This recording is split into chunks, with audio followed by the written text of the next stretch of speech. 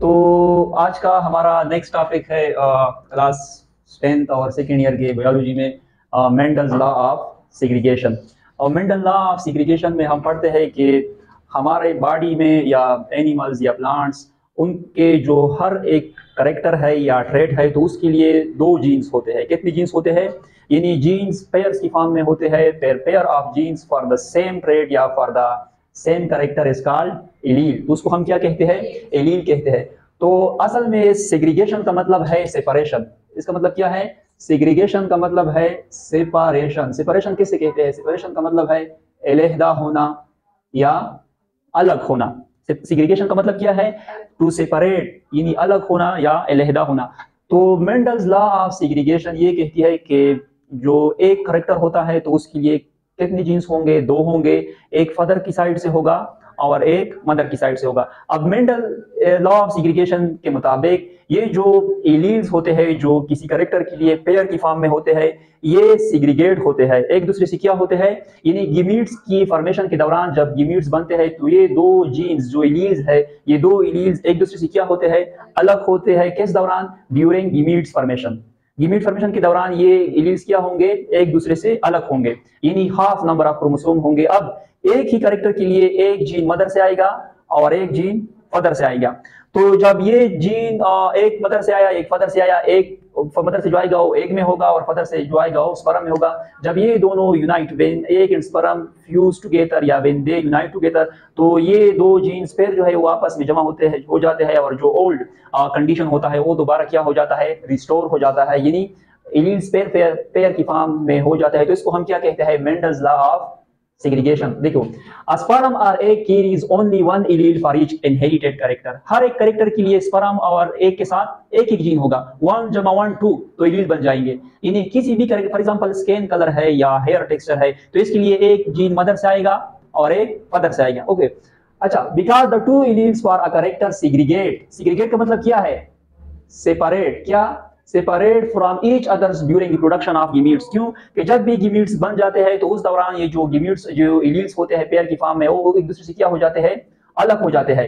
इसके बाद this statement is called law of segregation. फिर इधर नोट में लिखा है व्हेन स्पर्म और एग यूनाइट, कि जब स्पर्म और एग आपस में फिर मिल जाते हैं एट फर्टिलाइजेशन। किस दौरान? In during sexual reproduction fertilization में each contributes its alleles restoring the paired contribution in the offspring. तो एक एलील मदर, एक जीन मदर से आएगा और एक फादर से, 1 जमा 1 2, तो जो पेयर कंडीशन होगा वो दोबारा रिस्टोर होगा, वो दोबारा क्या होगा? रिस्टोर होगा। तो इस लॉ को हम क्या कहते हैं? Law of segregation. In law of segregation simple अल्फाज में ये है कि किसी भी कैरेक्टर के लिए या हर एक कैरेक्टर के लिए जीन्स जो होते हैं उनको हम एलील्स कहते हैं। वो पेयर की फॉर्म में होते हैं, एक मदर साइड से होगा और एक फादर से। गीमीट्स के फॉर्मेशन के दौरान ये एलील्स एक दूसरे से क्या हो जाते हैं? अलग हो जाते हैं। तो एक मदर की साइड से आएगा और एक फादर की साइड से आएगा। जब फर्टिलाइजेशन होती है, यानी एग और स्पर्म आपस में मिल जाए, तो फिर वो जो पेयर कंडीशन है वो दोबारा क्या होगा? रिस्टोर हो जाएगा। यानी पेयर जो है किसी खास कैरेक्टर के लिए जो जीन होंगे वो क्या होंगे? पेयर की फॉर्म में होंगे। तो इसको हम क्या कहते हैं? Mendel's law of segregation. अब इधर देखो, ये जो क्रॉस था मेंडल लॉ ऑफ सेग्रीगेशन, ये मोनोहाइब्रिड क्रॉस था। मोनोहाइब्रिड क्रॉस वो क्रॉस होता है कि जिसमें हम सिर्फ एट अ टाइम एक ही कैरेक्टर को क्या करते हैं? स्टडी करते हैं। मोनोहाइब्रिड क्रॉस का मतलब क्या है? A cross in which we study only one trait, जिसमें हम सिर्फ एक ही वक्त में एक ट्रेट या एक कैरेक्टर को स्टडी करते हैं, तो उसको हम क्या कहते हैं? Monohybrid cross. क्या कहते हैं? Monohybrid cross. For example Mendel law of segregation की जो एग्जांपल है, फॉर एग्जांपल हमारे साथ दो फ्लावर्स है, एक की कलर क्या है? पर्पल है, और एक की कलर क्या है? व्हाइट के लिए। जो पर्पल है तो उसके लिए जो हम लेते हैं जो सिंबल्स है तो उसके लिए कैपिटल पी है। क्या है? कैपिटल पी है। और जो व्हाइट कलर के फ्लावर है उसके लिए हमारे साथ जो सिंबल है वो क्या है? Small P. Small P. अब ये फॉर एग्जांपल देखे, ये जो है इसकी पी पेरेंटल जेनरेशन है। ये क्या है? Parental generation. तो इसको हम मिलाएंगे तो सबसे पहले इसके क्या बनाएंगे?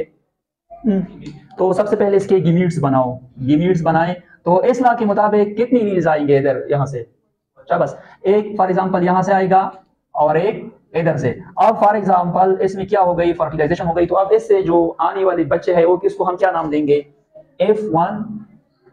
उसको हम क्या नाम देते हैं? F1 generation. क्या नाम देते हैं? F1 generation. आप लोग बताएं कि पहली जेनरेशन में जो भी पी प्लांट्स आएंगे या जो भी पौधे आएंगे उनका कलर क्या होगा?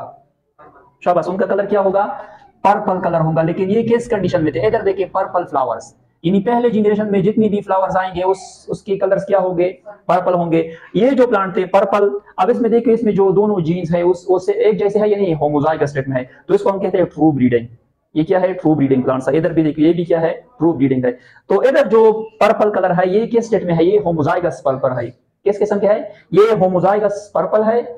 और ये क्या है, होमोजाइगस व्हाइट है। वाइल जो P1 यानी F1 जनरेशन जो है वो क्या है, उसमें सारे जो प्लांट्स है वो पर्पल है, लेकिन वो किस कंडीशन में है, हेटेरोजाइगस। लेकिन ये कौन सा कंडीशन है, हेटेरोजाइगस।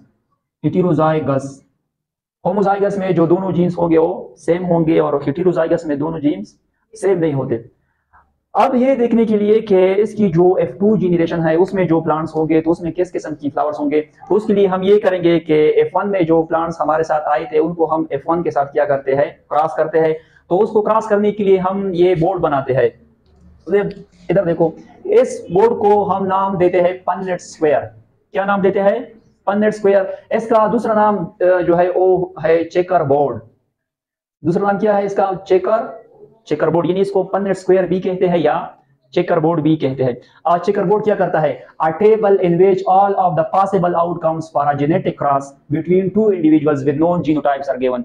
पन्नेट स्क्वायर को हम इसलिए इस्तेमाल करते हैं कि आप दो इंडिविजुअल्स के दरमियान क्रॉस करते हो तो उनका जो जीनोटाइप एक रेशियो होगा वो आपको देगा, यानी उसका जो जीनोटाइप्स होगा। फॉर एग्जांपल जो आप F1 को क्रॉस करते हैं तो उसमें पर्पल कितने होंगे, व्हाइट कितने होंगे, वो आपको जीनोटाइपिक रेशियो भी देता है और फिनोटाइपिक रेशियो भी देता है। अब इधर देखो, तो इधर जो है ये एक F1 जनरेशन है या नहीं, F1 ये एक, इधर देखो F2 जनरेशन को हासिल करने के लिए हम क्या करते हैं, F1 को F1 से क्रॉस करते हैं। तो एक F1 जनरेशन ये है और एक ये है। अब इनको क्रॉस करें, फॉर एग्जांपल इसको हम इसके साथ क्रॉस करते हैं तो इधर क्या आएगा, कैपिटल P।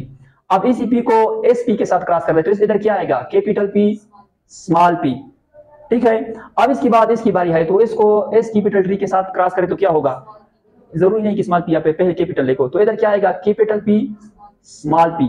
अब इसको इधर क्रॉस कर लो एस पी के साथ, दोनों क्या आएंगे, स्मॉल पी। अब आपको पता चल जाता है कि चेकर बोर्ड जो है पन्नेट स्क्वायर, उसने आपको बता दिया कि आउटकम्स क्या होंगे। तो इधर आप लोग अगर देखोगे तो ये देखो, ये जो प्लांट होंगे ये पर्पल होंगे या, अच्छा ये जो प्लांट है ये पर्पल होंगे या व्हाइट, ये किस किस्म के होंगे, ये पर्पल हो गए।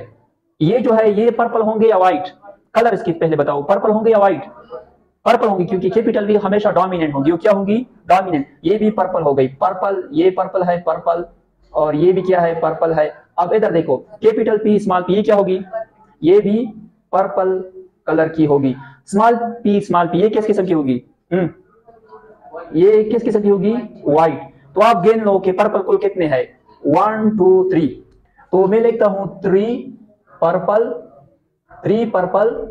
1 व्हाइट। तो इसके दरमियान रेशियो क्या है, शाबाश, इसके दरमियान रेशियो होगी 3:1। क्या रेशियो होगी, 3:1। क्लियर। दो इसके बाद इसके आप लोग उसकी देखे जो जीनोटाइपिक रेशियो है।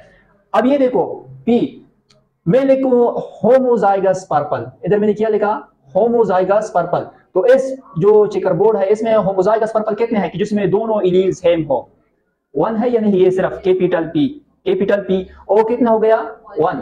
अब ऐसे देखो कि जो पर्पल हो लेकिन एलील सेम ना हो, यानी हेटेरोजाइगस पर्पल, वो कितने हैं, हेटेरोजाइगस पर्पल देखो 1 2, वो कितने हो गए, वो हो गए 2। अब इसके बाद होगा होमोजाइगस व्हाइट। होमोजाइगस व्हाइट कितने हैं, दोनों एलील सेम है, तो उसको मैं लिखता हूं 1। अच्छा इसकी जो जीनोटाइप रेशियो है वो कितनी आ गई, 1:2:1, 1:2:1। अच्छा F2 जनरेशन को हासिल करने के लिए हम क्या करते हैं, F1 को F1 से क्रॉस करते हैं, तो इसके लिए आप क्या बनाएंगे, checker board. Let me summarize the topic. In according to Mendel's law of segregation, alleles are present in pair form and they separate each other from each other during gametes formation, while at fertilization they unite again. This was all about Mendel's law of segregation.